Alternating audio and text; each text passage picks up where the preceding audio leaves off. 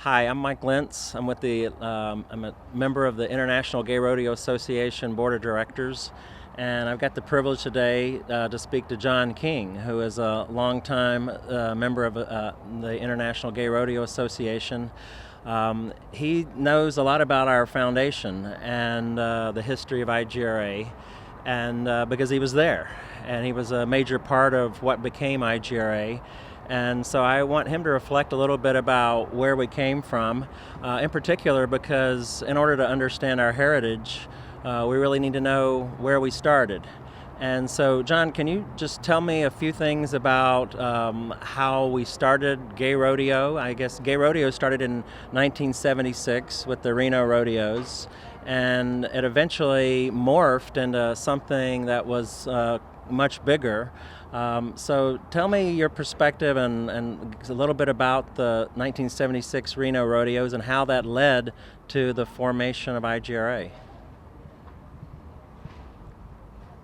That's a long introduction. In 1976, Phil Ragsdale decided as a fundraiser to put on a gay rodeo.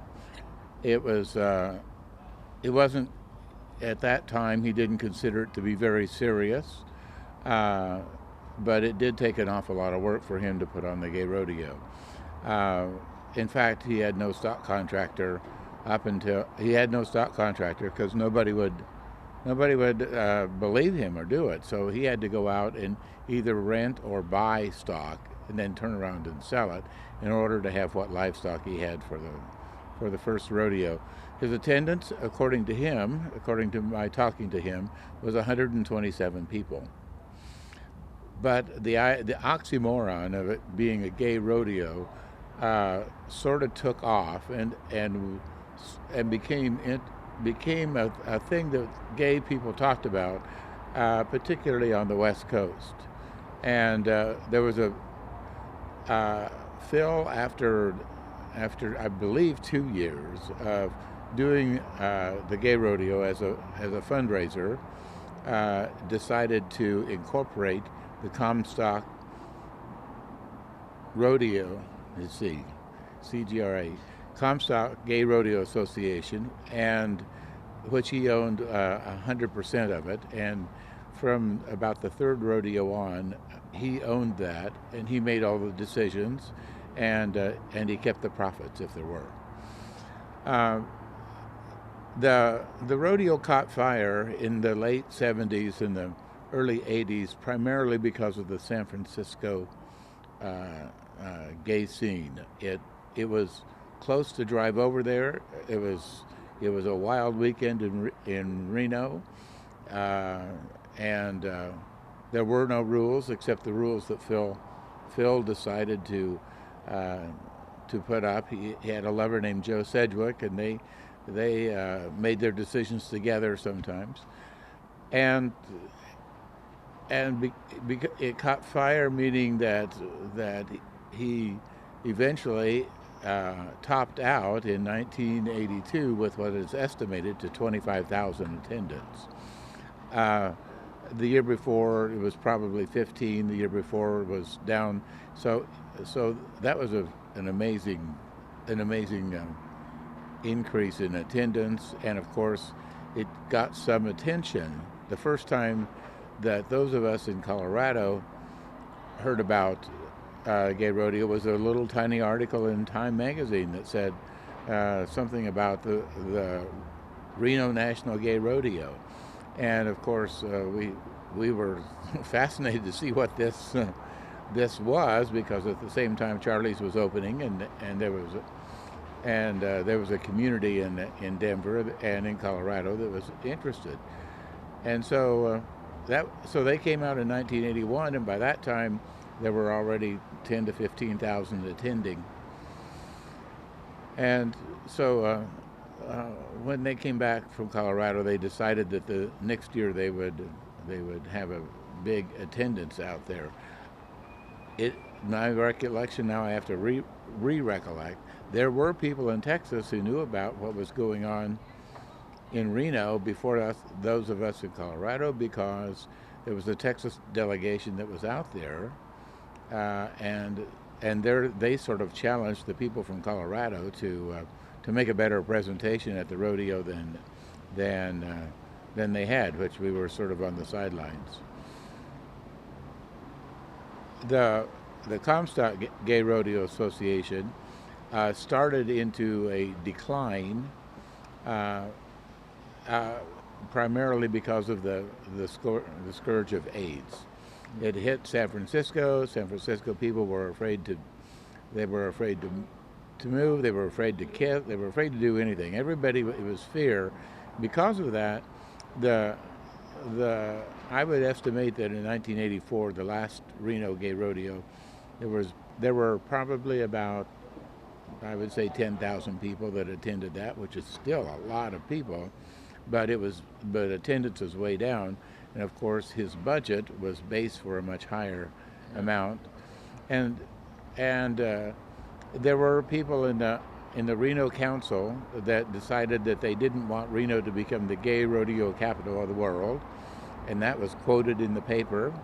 And so they were attempting to try to keep the rodeo from going on. And so they figured out a way to try to keep him out of the fairgrounds, and at the same time somebody turned him into the IRS. And I never did ask Phil how his problems with the IRS turned out, but there was never a Reno Gay Rodeo after the IRS raided his office. Later on, Phil came back to Gay Rodeo. He stayed away from it for about 10 years. But later on, before he died, he came back to Gay Rodeo and was very supportive of what we have done. In 1982, when Colorado made their big presentation, we had a rodeo performer who won 2 all-around buckles, came in second in one place and like third in another event, and there was nobody that did near as well. And there was a guy there from Dallas, and what happened is not his fault. It was Phil Ragsdale's fault, but he awarded the all-around cowboy to this guy from Dallas, and he had won one event and hadn't placed in any other event. And of course, we were by the time that we had really chewed the fat and drank quite a little bit, we had decided that Phil Ragsdale needed a set of rules. And he was making it up as he went, I guess. well, actually, I asked him, how can you do that? And he said, well, this guy, I forget his name, he called him Billy Bob or something, from Dallas has supported me for the last 3 years, and he has never got anything, so he deserved to be all around. And and if you are not taking rodeo seriously, if you are just in fact throwing a party, I can understand that. And that's when I really understood what Phil Ragsdale at that time was about, and that was rodeo was always a sideline to the party that he was attempting to put on, and he did put on a very good party for many years. So the Basement of Charlie's in Denver became very active, and people think that this just happened overnight, but Johnny Van Orman and Casey Jackson and Wayne Giacchino to some extent, Ron Jesser, and Danny Barr, and a bunch of there were several other people, Lee Kettleson. They worked for hours and hours. They met like twice a week for 4 months, working out what would be logical, fair rules for a gay rodeo, and we got them all worked out. And at the same time, we got them all worked out, and we decided to sponsor our own rodeo, and we operated under those rules. And we put on that rodeo in June of '83, and we went out in August to the Reno National Gay Rodeo, and we gave the rules to Phil Ragsdale. I'll never forget this. We gave them to him, and he started to read a little bit of them, and he just threw them on, he didn't throw them on the desk, he just threw them on the floor. And he said a little bit of profanity that it was his rodeo and he was going to run it the way he wanted, and that if we didn't want to enter, we didn't have to. And we had such a big delegation there, though, he had to be impressed. In fact, I was standing behind him when he didn't know it, and we had decided we had bought up about 200 cowboy hats, and they were only $2.50 a piece. They were cheap China imports, back when China imports were cheap, but they were cowboy hats. And the Colorado delegation rode out into the arena and started throwing the cowboy hats into grandstands? Yeah, into the grandstands.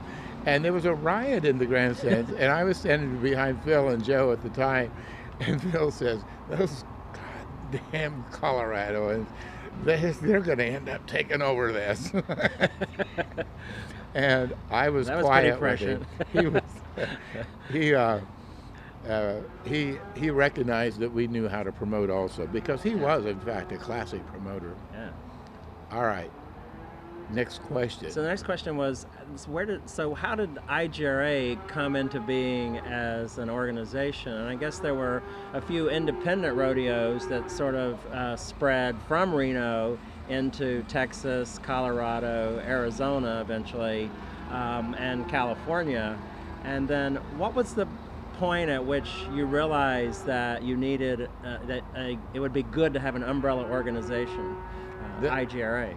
Well, that first meeting occurred between what would eventually be the first trustee from Texas, Terry Clark, and the first trustee from California, Al Bell, and the first trustee from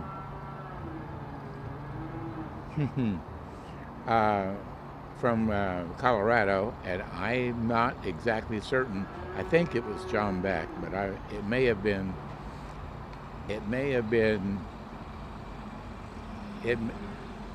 I forget who it is, to tell you the truth. And I was trustee from Arizona, and we had a meeting in November when we were opening up Charlie's Phoenix. That was what year? November of 1984. 84. Okay.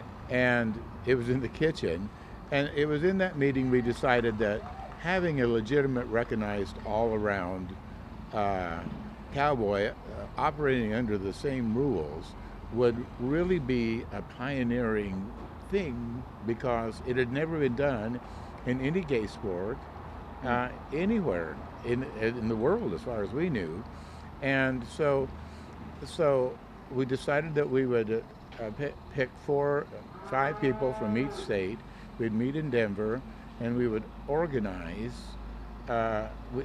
set up rules for a convention, and try to set up rules for a rodeo. And establish a nonprofit organization? Oh, from the beginning, it was all nonprofit. Now, originally, as we discussed later on, some associations were able to become 501c3s, but all the associations that applied for that had to go through Ogden, Utah, they all got denied. But we were satisfied that we were nonprofit. Yes. So we were accepted as a nonprofit. We didn't expect to be a real charity. That concept came about as we were expanding our market, trying to expand our market.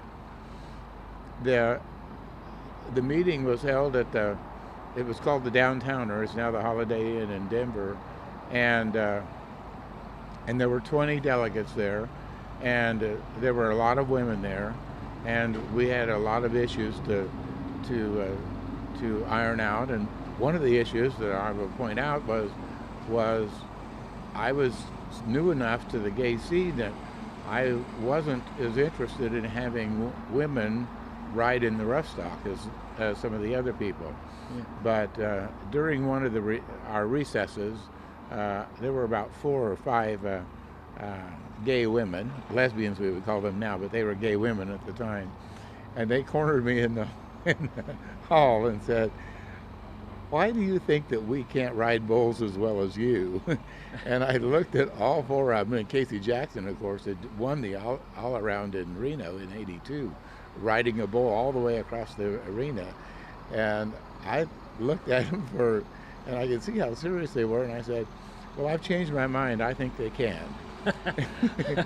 And so, Well, they had you outnumbered 4-1. Is that how that's yeah, why? no, I just realized that they wanted to ride bulls, and I wasn't ever going to ride bulls, and I shouldn't, and I wasn't really qualified to try to make that decision for them, and they were qualified, and they made the decision, and that was a key decision. We started from the very beginning of having men's and women's in all the events and all the time.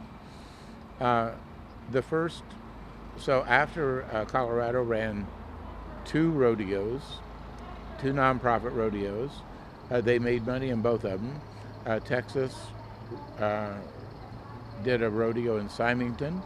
It turned out to be wild. There were 5,000 people that attended, and in Colorado we had rarely got more than 12 to 1,500 people out, and apparently it just overran the town. I wasn't there. I was busy trying to get Charlie's open, but I had several of my friends there, and so after that, that was in November of.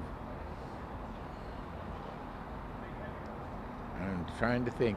That was in November of '84. In March of '85, we went out to California for their first rodeo, and then of course we had another rodeo in Denver before the first rodeo in Arizona, which was in January of 1986. So even though Arizona was in there from the beginning, it took a while for the association to get started, because it was started 3 years later. Right after that, within about 6 months after that, Les Crambo and Walter Rupeck were in Phoenix for the Arabian Horse Show, and they came to the gay rodeo, and they were insistent that Oklahoma be a part of it. They love gay rodeo. And so by the time we got to our first convention, which was set in September of 1985, October, I believe, the late September, 1st of October of '85, Oklahoma became the first seated association. That's enough. This is longer than 7 minutes. Yeah, keep going. Now, If you can. well, So the name International Gay Rodeo Association. So where did that I'll tell come you from? that. We felt like that we should be the National Gay Rodeo Association. We never felt like our absolute dream was to have 5 rodeos on a circuit and have an all around. All right. That was our dream, to have 5 rodeos on the circuit. And so we always thought that it would be the National Gay Rodeo Association. But we were so respectful of what Phil had done that we didn't want to try to make him angry, and that's why Colorado called theirs a regional rodeo. Okay. And why the name regional rodeo still sticks around, and that's because originally we did not want to make Phil angry, and he had the Reno National Gay Rodeo. Okay. So we didn't know how to name it, and I believe it was Ron Jesser said, well, I think we could get Canada involved eventually. Why don't we just name it the International Gay Rodeo and go for broke? And nobody had any objection to that, and that's how IGRA came into being. We had an artist named Bo Masser who had made the logos for Colorado and Arizona, and we asked him if he could quickly do a logo for IGRA, and so overnight he came with that design, and we liked it, and that was the design of IGRA. So I think what I'm hearing from you is IGR, International Gay Rodeo Association, was founded to spread gay rodeo beyond the Reno experience, to expand upon the experience that had then been closed down because of the business model that didn't seem to work, to get away from the for-profit aspect and make it a non-profit entity, and also to be able to have in writing define who was going to win so it would be fair and also have consistent rules and standard practices. So those You are summed it up extremely well. all right. But originally, we did not clamp down on gay rodeo like it's clamped down on now in the beginning. Yeah. I mean, the Casey Jackson was an experienced rodeo person, and in the rodeos that she had been involved with, if somebody wanted to get on the back of a bull and they were under the influence of some drug, or they had had 2 or 3 drinks, they were adults. They knew what they were doing. They could do what they wanted, and we had the same rules. Over the years, we've developed more and more stringent rules in an attempt to make our rodeo situation safer. Right. Which one of the things that we did that was a successful attempt to broaden out our audience, because some of our audience was simply put off by. Some of our audience loved the fact that everybody was partying and they were drinking and fooling around, essentially. Yeah. And then they would say, "Oh, it's my time to go up," and they'd get on the back of a bull and they'd ride it. Some people thought that was really neat, but there were other non-rodeo people that thought we were pushing the buttons too far. Inappropriate behavior. Well, we were just pushing it too far. Okay. And I mean, there were several aspects of the gay community at that time that were pushing things far. I mean, if you remember, ACT UP was around. If you remember, there was the Men Boy Love Association, and I can go on to other fetishes that were involved. And so we modified to make our rodeo safer and more palatable for the gay community, and it worked for a long time. All right. Well, thank you for sharing some of the beginning story of the International Gay Rodeo Association with me today, and I hope we can share this with others and they can kind of have a better appreciation of what their connection is to gay rodeo, and to know where we came from so we can have a better view of where we're going. Thank you, John. Well,